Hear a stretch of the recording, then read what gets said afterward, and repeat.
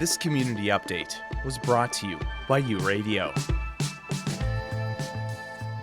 So we are going to hold them to that commitment.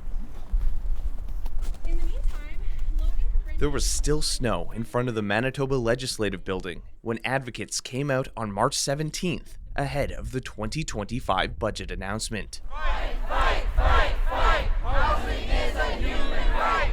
Fight, fight, fight, fight. Housing is a human right. Through chants and calls, they urged the provincial government to substantiate its commitment to ending homelessness.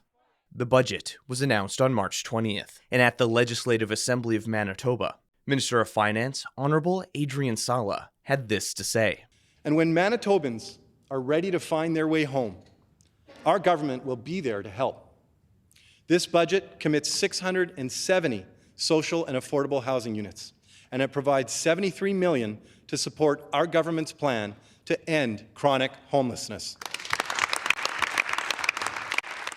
Looking at the announcement, the Right to Housing Coalition stated that the investments in housing are a step in the right direction. However, Shauna McKinnon, the spokesperson for the coalition, said there's still work that needs to be done. In terms of the units themselves, they commit to 687 units. So as you know, that's about half of what we're saying is needed at this point because we're falling behind. But that's quite good, like I have to say. Yeah.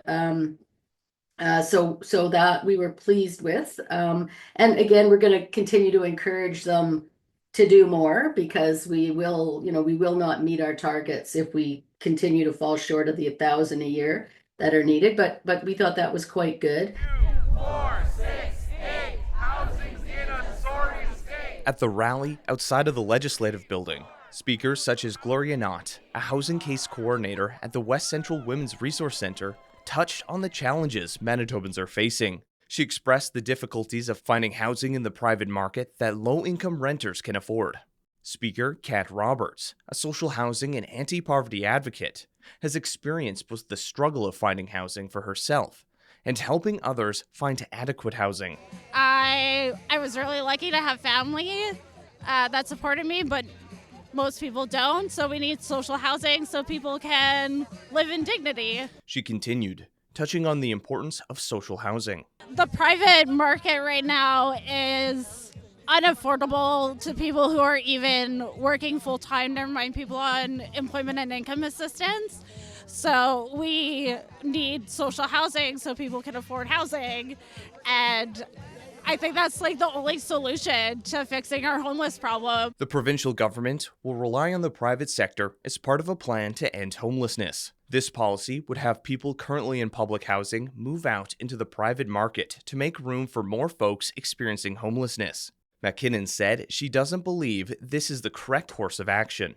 Yeah, so governments began to pull out of support for social housing rent geared to income, nonprofit housing several years ago, and have been relying heavily on the private sector.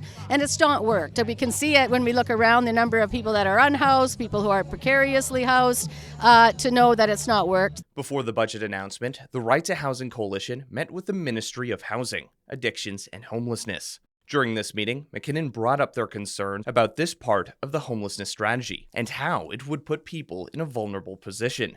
McKinnon said the ministry was understanding. So, we talked about that. She seems to understand that. I think maybe the language in that strategy was, they overlooked some of these concerns that we have, but they seem to understand that. So, it was fairly good in that context. The Right to Housing Coalition also made it clear what they wanted to see in the budget.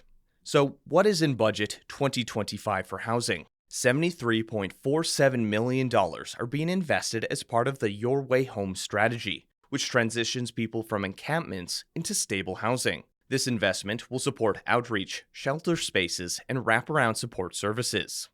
Additionally, $78 million will renovate and build social and affordable housing units, with at least 5,000 units undergoing repairs. Changes are also being made for renter protections. Rental subsidies are being expanded, and a rental house construction incentive is being introduced to encourage new affordable housing developments. Despite their concerns, McKinnon is optimistic seeing the engagement of Winnipeg residents in advocating for housing. So I think that Right to Housing Coalition is a really good example of how this kind of work is important and needed. It's challenging because everybody's doing it off the side of their desk, right? It's not like we've got a bunch of people being paid to do this work. Everybody's doing this work as volunteers, somehow often connected with their work, but often just because they're concerned about the issues. In the month leading up to the budget announcement, Manitobans sent over 1,000 postcards to Premier Wab Kinew and more than 7,400 emails to NDP MLAs urging investments in social housing. McKinnon described this advocacy as inspiring. Looking ahead, she said the Right to Housing Coalition will closely monitor the number of housing units that were budgeted and what is actually being built, including the units budgeted for renovations. She said she acknowledges the work the government is putting in, but wants to ensure they are held accountable for their commitments. Multicultural contacted the office of Honourable Bernadette Smith, Minister of Housing, Addictions and Homelessness, for comment, but did not receive a response. You're listening to U Radio, where diverse voices connect. Stay tuned for more stories and insights that matter. With U Multicultural and the Local Journalism Initiative, I'm Ryan Funk.